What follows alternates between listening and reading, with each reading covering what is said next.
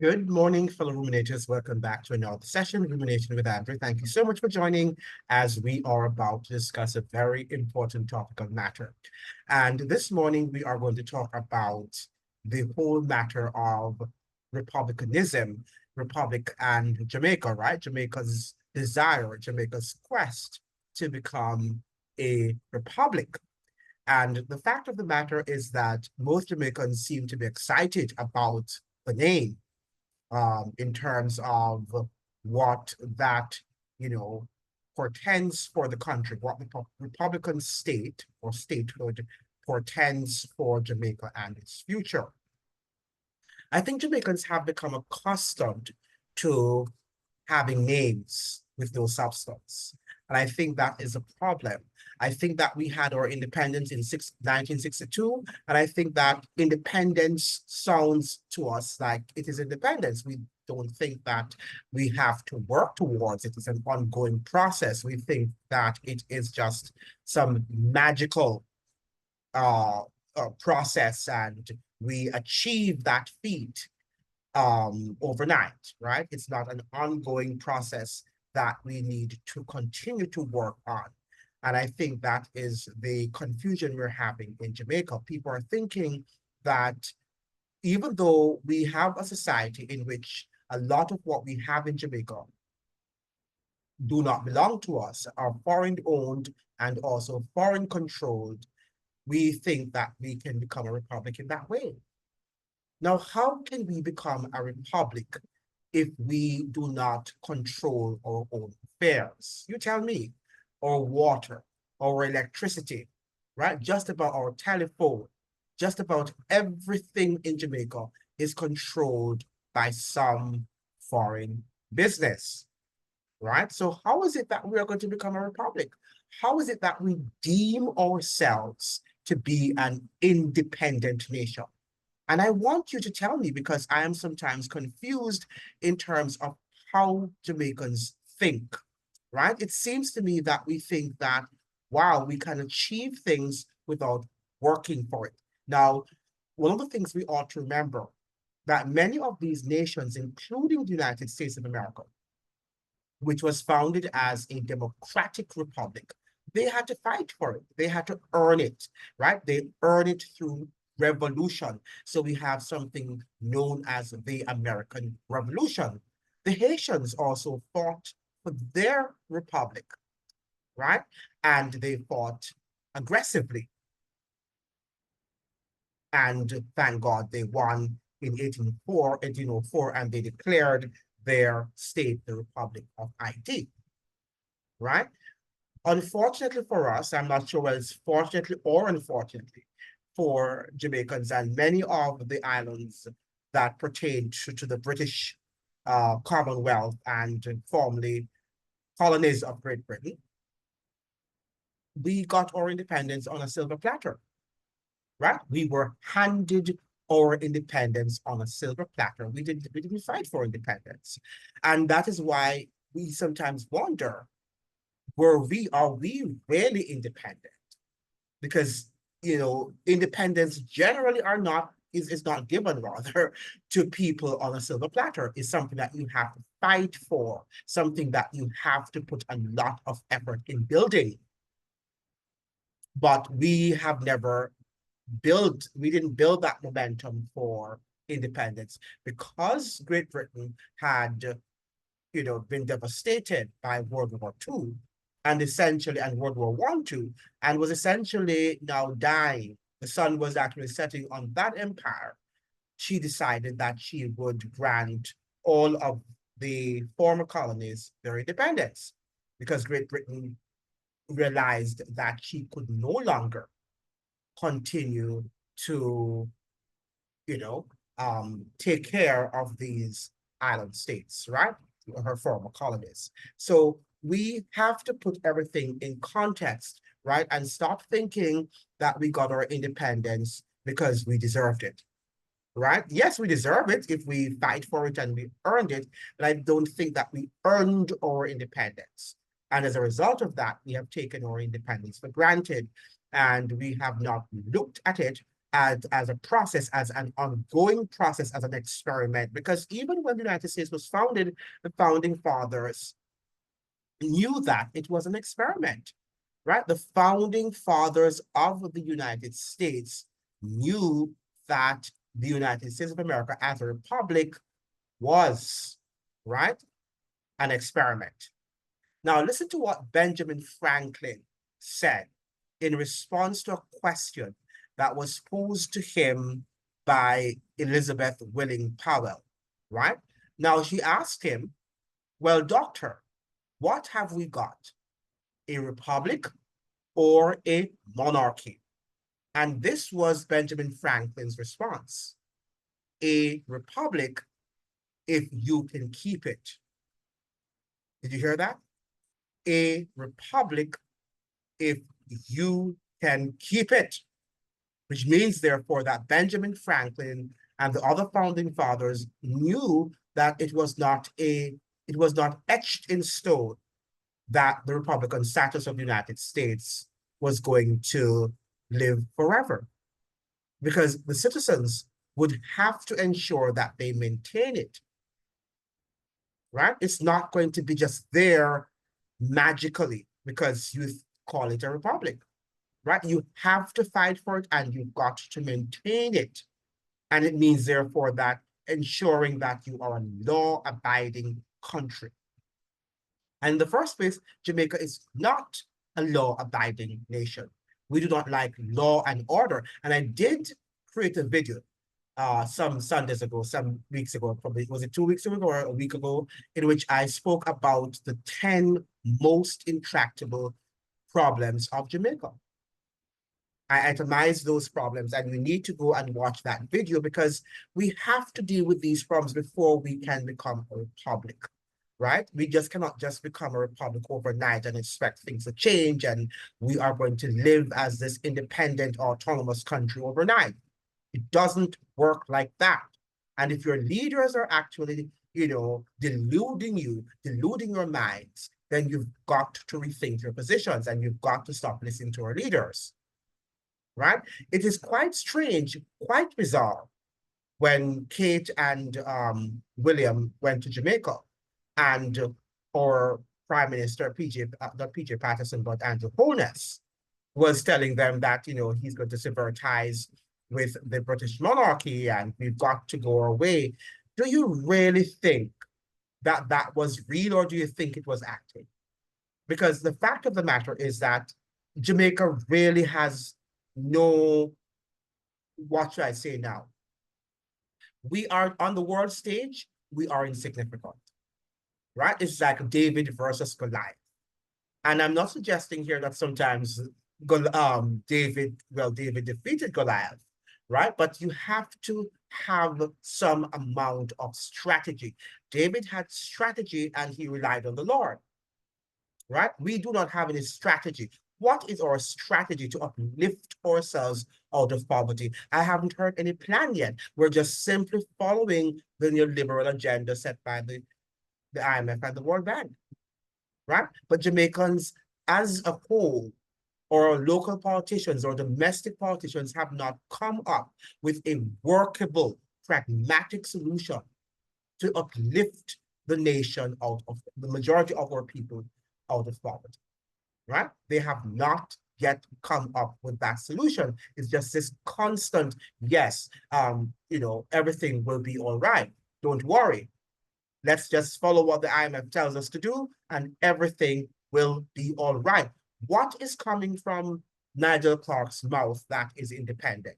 That sounds autonomous. That sounds like we are indeed an independent country. Nothing is coming from these people's mouth because they are just simply following the script that they have been given to follow to have us survive, at least to survive, because we're just surviving. Jamaica is just surviving. When you have an economy in which 80% of the graduates leave every year to go to another country, they immigrate to another country, it suggests that something is fundamentally wrong with that country. And no Republican status is going to change that reality, is going to change that dynamics. We've got to become a law-abiding country, and we've got to enforce our laws, but we decide not to do. We also have to rid or minimize corruption. We can't get rid of corruption entirely because we're living in a wicked world. We know that. We're not stupid to believe that we're living in this utopia where there'll be no corruption overnight. But we have to reduce it significantly because it is really affecting our economic progress. And it also aids and abets the criminal world that is getting out of control in Jamaica at this moment, right? So these are things that we have to work on. Now, why are Jamaicans so excited about becoming a republic? Why? Why are we so excited about that? And we're not excited about educating our people. Do you think that by, when we have achieved that status of that name, when we have, gotten that name, that then we will change overnight and we'll become more productive? You'll go to your job on time. You'll clock in when you're supposed to clock in. You will do your job to the best of your ability. We will not have noise on the streets. We'll not have our garbage strewn all over the road and stuff like that. Do you think that we will become a more disciplined people after that name has been conferred upon us? Or do you think that it's just going to be business as usual? Right? So what's the purpose then? If it's going to be business as usual, if there's not going to be any fundamental change, why become a republic? Just a republican name, because that is what Jamaicans like. We tend to like name without any substance. We've got to have meaning, and we've got to also live out the name that we profess, right? It's just like being a Christian, right? If you say that you are a Christian, the Bible says that it's not he who says that he's a Christian, but he that doeth. Why is this thing? He who doeth the will of my Father who is a Christian, right? So being a Christian means that you have to perform.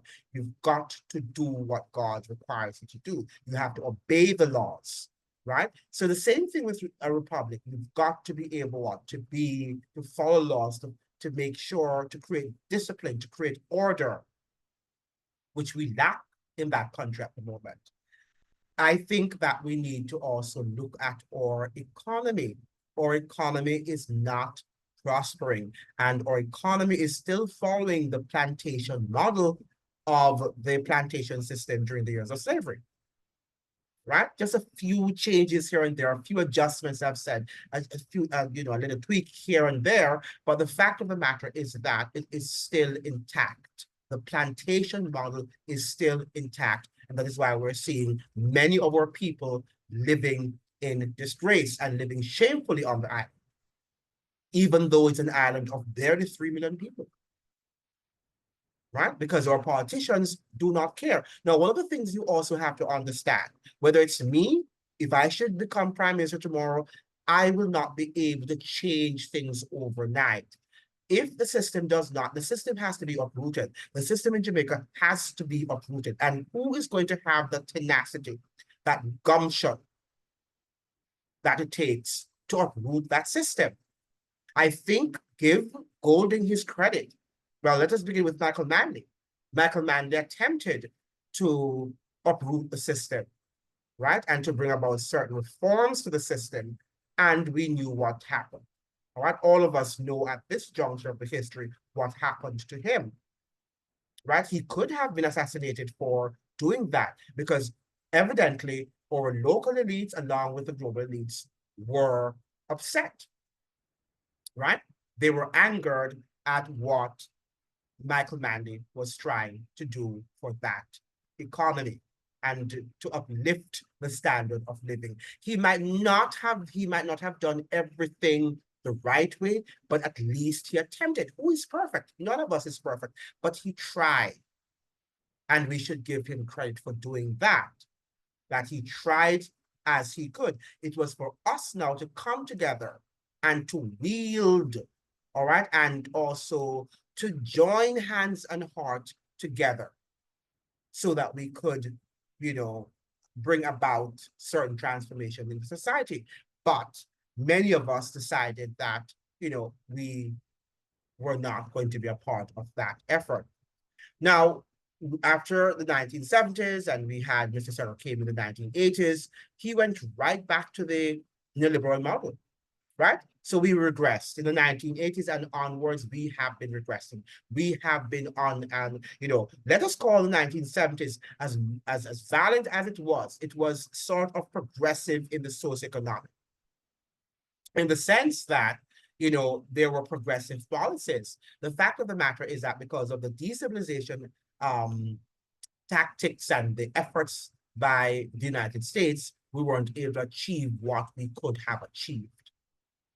But we get now to the 80s, and we went right back to the model that you had during the 60s. So many persons will say that Mr. Serra did really alter the economy and that the economy was growing. But the fact of the matter is that many people were still left behind, right? It was an equitable economic growth. And what we want in Jamaica is not that everybody is going to be equal, but the wealth will be fairly distributed. And the people, there will not be this great chasm, this great, disconnect between the rich or the haves and the have-nots. Because in Jamaica, there is this very stark rift between both classes, right? Between the haves and the have-nots. And we can't continue to have a country like this, and then we call it a republic. All right, because what we're doing now is putting clean clothes on a diseased body, a body that is plagued. Have you ever heard about the illness we had in the Bible? What was it called again? That many of the people had leprosy, right? Right? That our body is covered with the disease of leprosy, right? That is what Jamaica is right now. And it needs to be what? To be healed of that disease of leprosy, right? We have to heal. We need that healing. We cannot put clean clothes and call ourselves a republic when our body is diseased, right? It's not going to work the way we think it's going to work. The world doesn't work like that, all right? Now, I do not believe that most Jamaicans understand what true independence and emancipation signify. Think that we still have a problem. We do not. We're still grappling. What is independence? What does it mean to be independent? Another thing is that we also have not yet forged a nation. We need to forge a nation. What does it mean to be Jamaican? I keep on saying that. I think that to be Jamaican means a lot of things to different people. And that is why we're having the conflicts there, because what Jamaican or my Jamaican identity means to me is not what it means to another person. Right? But we know that people will have their own ideologies. We do know that people have their individual identities, right? Their distinctive identities, right? But the fact of the matter is that we have to have also a consensus. We have to arrive at a consensus in terms of what we are, who we are as a people, what language we speak, right? The sort of economic growth that we want to achieve per annum. We've got to come to some form of consensus, but we're too divided as a people. I think that Bruce Golding also attempted to alter the system, and I think that perhaps it could be that they called on him and they ensured that he had to demit office, because he was to some extent copying some of what some of the policies that Michael Manley implemented. Not a lot, but when you read his manifesto in 2007, when he won the election, you could see that he was trying to, to assist the less fortunate of society. but he was not given that task because of the Christopher Dudless situation and the extradition debacle that actually plagued his administration, right? And these are something that we have to reflect on. It seems to me too that we have to examine and we have to unmask, as it were, our local elites. Who are the elites in Jamaica? And how much wealth have they generated over the years? And where is the money placed? Jamaican elites seem to be people, they seem to be like a conundrum, if you will. It's like they're a mystery. Something about them, we don't even know, we hear names, but we can't recognize. For example, in the United States, you might have, you know, the you might talk about what they call them again. It's not Gates. You have not Bill Gates I'm talking about. These barons, right? When we talk about these people are the one that is in education. I'm forgetting the names of these people. Not Bill Gates, right? But you can identify, right? Rockefeller, right? Rockefeller. I mean, these are people that you can identify among other elites, the Vanderbilts and so forth in the United States, right? And you can say people have identified that they have X amount of money, and these are very, very wealthy people, right? In Jamaica, we tend not to know who these people are. And Haiti, for example, recognizes what these elites do and do not do. They have a fairly good grip or grasp of these elites and know what they are about. In Jamaica, we don't know. And yet still they're the ones who are maneuvering and manipulating the policies in Jamaica. Because make no bones about it, Prime Minister Andrew Holness does not run the show, right? The same thing with Mark Golding. He's not going to do anything different from what Andrew Holness did. You can bet that, you can count on that he's not going to do anything different than what Andrew Holness did, right? In the United States, we had Barack Obama when he came to office, on this platform that he was going to be this progressive president. And we know that he just ended up being a continuation of George W. Bush presidency, because that is how the system is designed, right? No president that comes or prime minister that comes after is going to change direction in which the country is moving, because the agenda is set. The agenda is set. So what republic status are you talking about? I am not so sure, because if Jamaica is not even an autonomous, independent country, how can we become a republic? Right? As I've suggested before, we own nothing. We own nothing in that country. Even the basic amenities we do not own.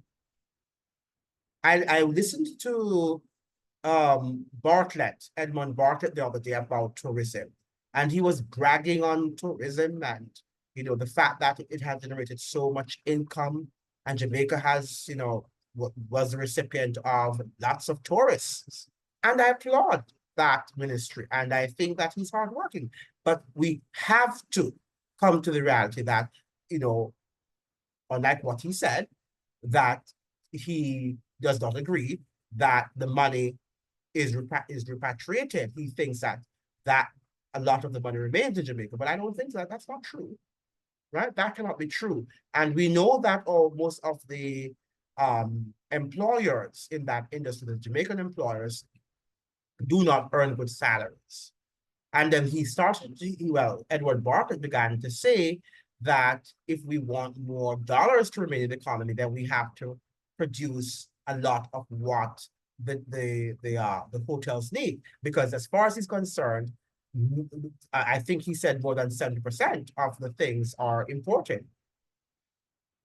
So if we want to have a more equitable distribution of money and resources and wealth from the tourist industry, then we have Jamaicans need to start, producing so that they can sell to these hotels. But I would like to ask Bartlett, he's a part of the sitting government. He's not the people should not be responsible for that.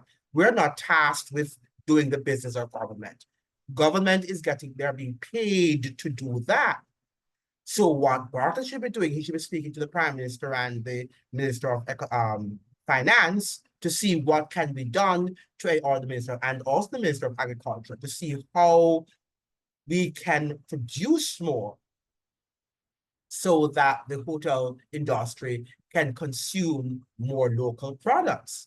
But I don't think that he is about doing that, right? So don't come and lecture us now, Edmund Bartlett, about, producing more local products, because that is not what the ordinary Jamaican should be doing. Well, yes, that's what they should be doing, but that has to be a policy directive from the government itself, right?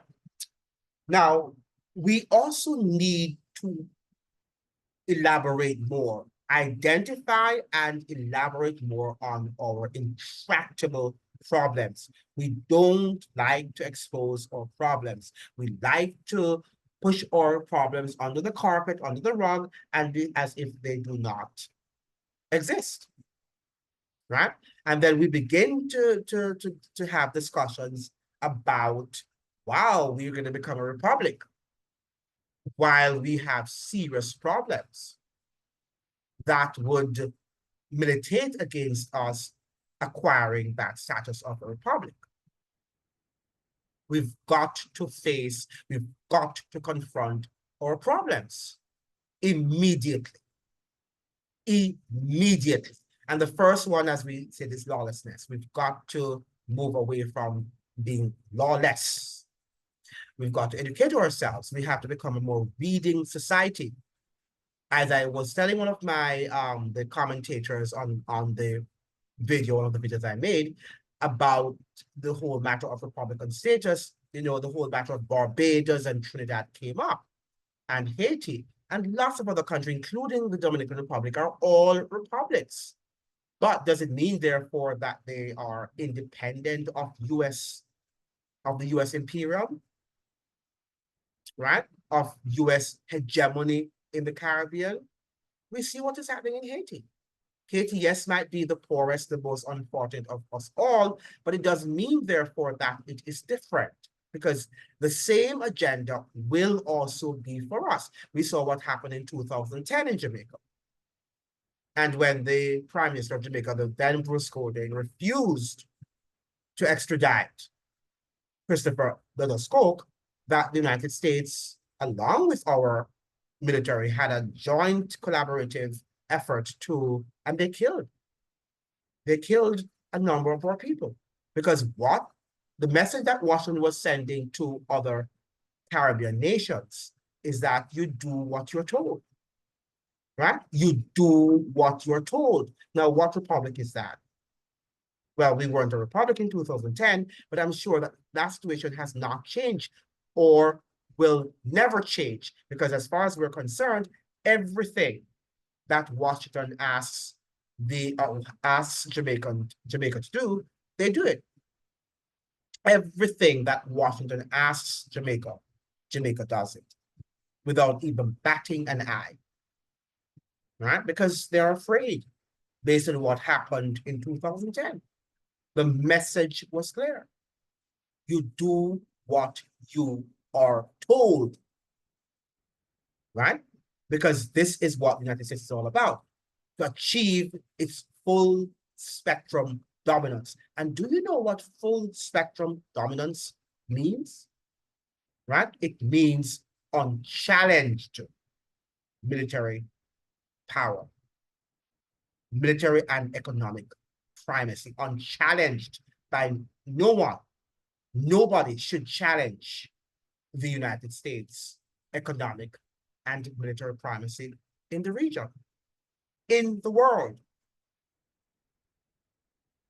right? So how is Jamaica going to function in that sort of environment? how is she going to function as a republic, as an autonomous state? Do you think that she's going to be able to function under USA's Global Fragility Act? Do you think that Jamaica has that level of autonomy to challenge the United States, even if the United States is wrong? You have to ask yourself these questions. What sort of world are you living in? Do you know that the United States has military bases in, in the UK, in Germany, in France, in Italy? And a lot of times they have to do the bidding of the United States. And these are countries that you think have some amount of autonomy and definitely have more voice on the world stage than Jamaica does. Jamaica is insignificant at this juncture of the history in terms of foreign policy. Insignificant. Yes, we have some cultural capital, but that cannot really give us any sort of voice on the world stage. We need to have built an economy. And we don't have any, world-class military as far as I'm concerned. So how do we think that we are going to be a republic and challenge other powers, including the United States, even Russia and China? Right? What sort of republic do we think we're, in Jamaica right now, the Chinese essentially owns Jamaica as far as our economy is concerned. We know that the Chinese actually controls Jamaica, and the United States is upset with that. And that is why the United States has enacted the law, the Global Fragility Act. Right? So we are not about anytime soon to be an independent society, right? Because we are caught in the crosshairs of Washington's global supremacy, Washington's global military supremacy. And there's absolutely no way that we are going to challenge the United States power. Right now in America, people are also concerned about the US's militarism and imperialism. They understand some, for the most part, understand what is going on. And they realize that even the liberties in America are in danger. And their freedoms are fast evaporating in thin air. Right? Fast evaporating in thin air. And from 2000, the early 2000s, many American writers have been writing about the dangers of America's republic. And that America was fast losing its status as a republic and was morphing into a military dictatorship. Right? Because that's what it is right now. It might be benign at the moment, but it's going to get aggressive.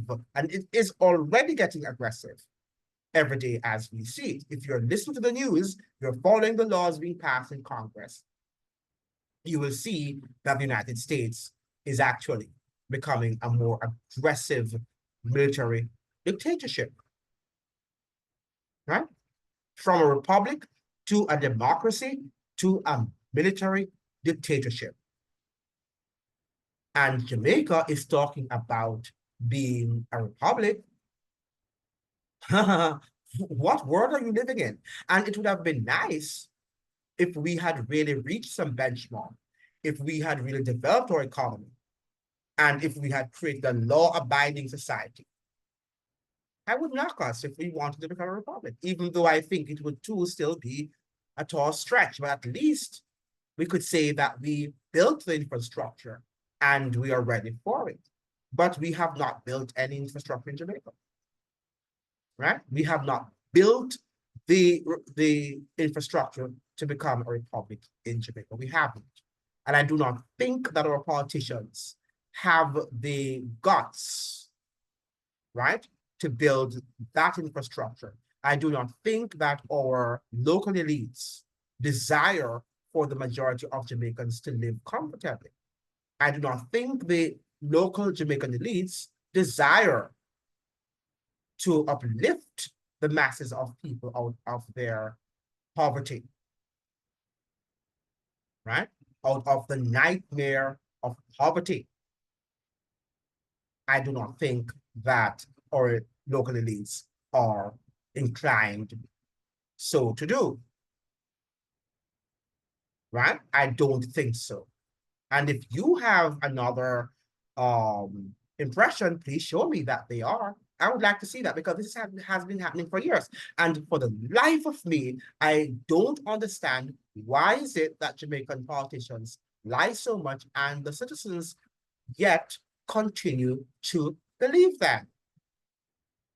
We can see that Andrew Holness, for example, made a lot of election promises, half of which I'm sure, if not most of which, he has not fulfilled, right? He hasn't fulfilled. So why should we believe everything they tell us? And something as ambitious as becoming a republic, right? But yes, I agree that in terms of it's a symbolic gesture, right? It's more a psychological and symbolic gesture. And if that is what it merits, then yes. But in my previous video, I was suggesting that we have to ask ourselves the question, when they're talking about this constitutional reform, what are some of the clauses? What are some of the things, ideas that they will be including in this constitutional reform? We have to find out what are they including in this constitutional reform. Are these laws that are going to be accepted by Jamaicans? Will they represent the ethos and the values and attitudes of our people? Because it's clear to me that much of these revisions and reforms are being done in secret. And the minister did say that. Let me see if I can pull up this for you to listen to read from the Jamaica Observer, and so we can see what he's saying here. All right, because this came directly from the Jamaican Observer. Let me open my screen and share this article from the Jamaica Observer with you. All right, so we have, is this from the, no, this is it, yeah. So we have, no, this is not it. I beg your pardon. This is, yes, this is it now. So we have push to republic, another step on road to republic, right? And this was from the Jamaica Observer. The government is continuing to push to speedily implement phase one of the planned constitutional reform process, despite critics who say not enough consultation or public education has been done, right? So not enough consultation or public education has been done. This is what is happening, right? So we have on Monday, the co-chair of the Constitutional Reform Committee, cabinet member Marlene Malahu Fort, announced that the committee has completed its recommendations for that phase and will shortly submit them to the cabinet for deliberations. Now, so she talks about the Constitutional Reform Committee has now signed off on the list of recommendations. The document is being prepared for signature of committee members. Malahu Fort, the Minister of Legal and Constitutional Affairs, told Jamaicans for Justice Human Rights project launch at the Jamaica Pegasus Hotel in New Kingston. Now, she said something here that I wanted to point out. On Monday, Malahu Fort praised veteran attorney Dr. Lloyd Barnett for his work with the committee. And she said, she gave him great, commendations for what he has, for the job that he has performed. There was something here that I wanted to highlight that she has says. All right, let us back up and read here. The Constitutional Reform Committee has now signed off on the list of recommendations. Yeah, I think I read this already. I'm not at liberty at this time to go into the details of the recommendations because there is a protocol and sequencing of the work that must take place. And when we're calling for the rule of law, right, she likes to talk about the rule of law to prevail, we have to curb our appetite for the leaks and wanting to hear ahead of time.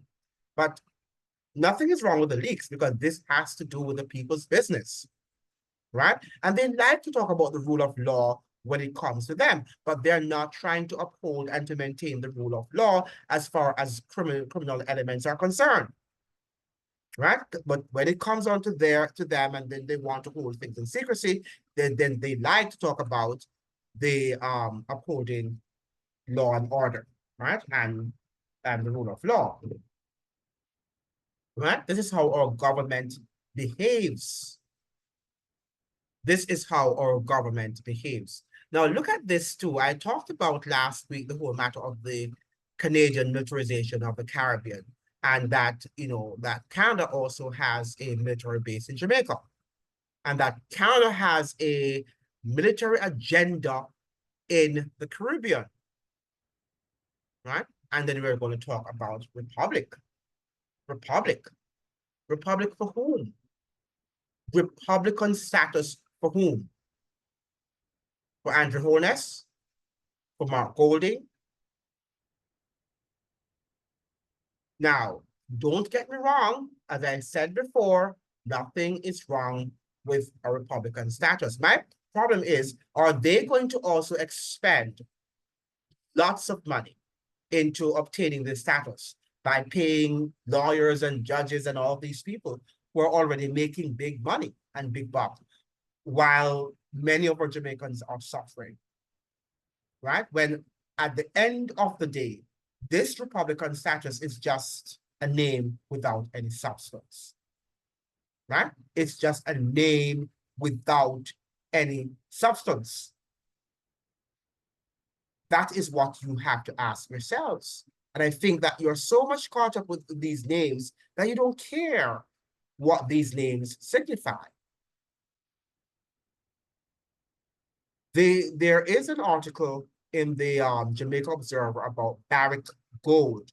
And I told you about Barrick Gold also being in the Dominican Republic.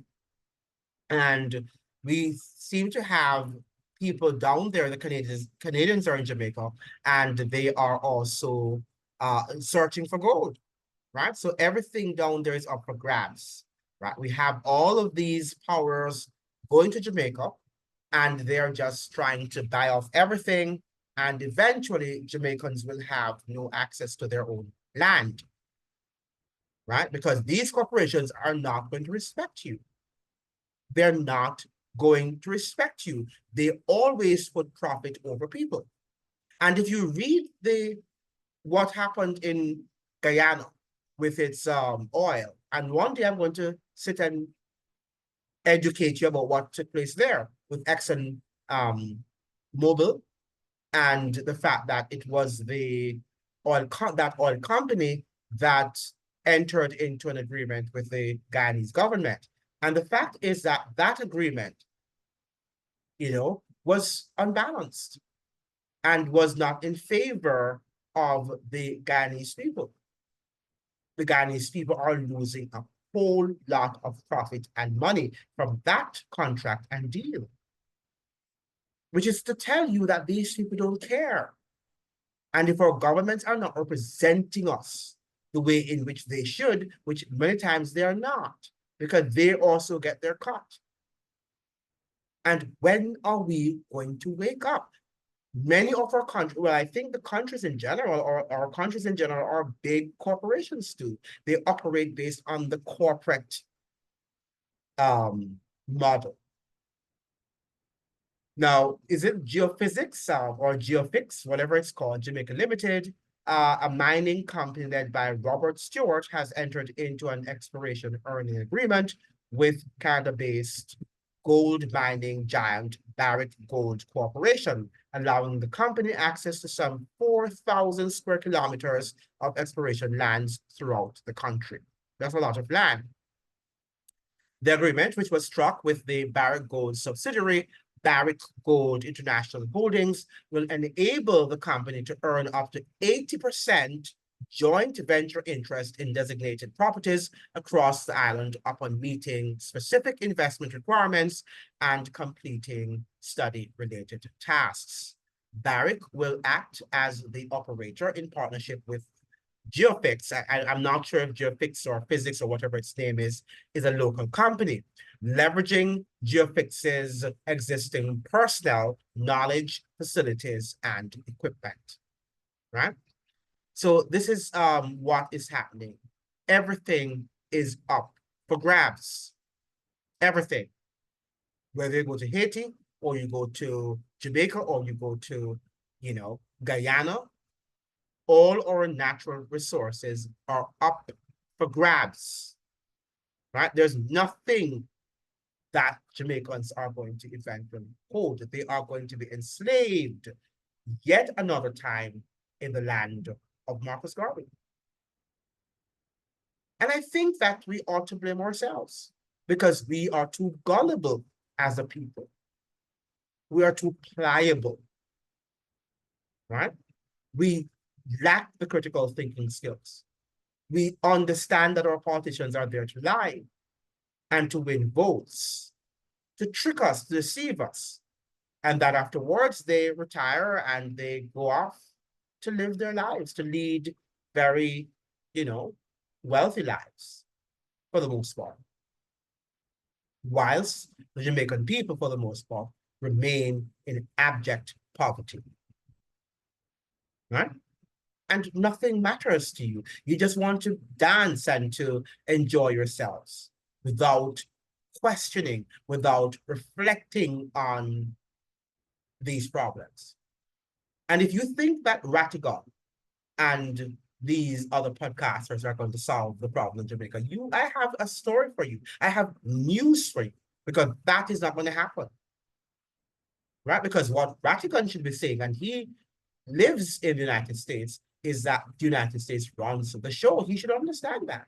And that Jamaica doesn't have the autonomy that he is, the premise on which he's arguing. He's arguing on the premise that Jamaica really controls its destiny and we should clean up. I think we can clean up what we can down there, having, for example, create a law-abiding society, create a clean society. There are things we can do, yes. But we are living in a global village. And at this point of our history, the United States is the supreme global leader, right? And we are at their backyard. We're right there in close proximity to the United States of America. And if the United States is going to the Middle East to protect its resources, can you imagine what she's doing right here in her backyard? Right here in her backyard. She is going to ensure that her policies or her foreign policies are directed towards controlling the resources of the Americans, right? So what is this thing? I don't understand this bizarre excitement about a Republican status when our nation is actually crumbling. It's time for us to really rethink our positions. I don't know how many times I have to say that, but something is fundamentally wrong with the way how Jamaicans think. And I would like all citizens of Jamaica to get books that educate you about global affairs, about the US empire, about Canadian militarism, right? Try and read information on these things and see what the agenda is. We have to understand the agenda because the agenda is set. And these guys are following a script, right? They're following slavishly and obediently the script. right? It's time for you now to look analytically at what is happening and begin to identify or to effectuate, right? To devise strategies, as it were, to solve some of our problems or most intractable problems. They need to be solved and to be solved immediately. Immediately, our problems have to be solved. Then we can think about republic status, right? Educate ourselves. We need hospitals. We need good health care. We need better roads in terms of on the local roads. I'm not talking about the highways now, but our roads that have been there for years, right? We need to maintain them. And why aren't they maintained? Why aren't they maintained? That is the question. All right.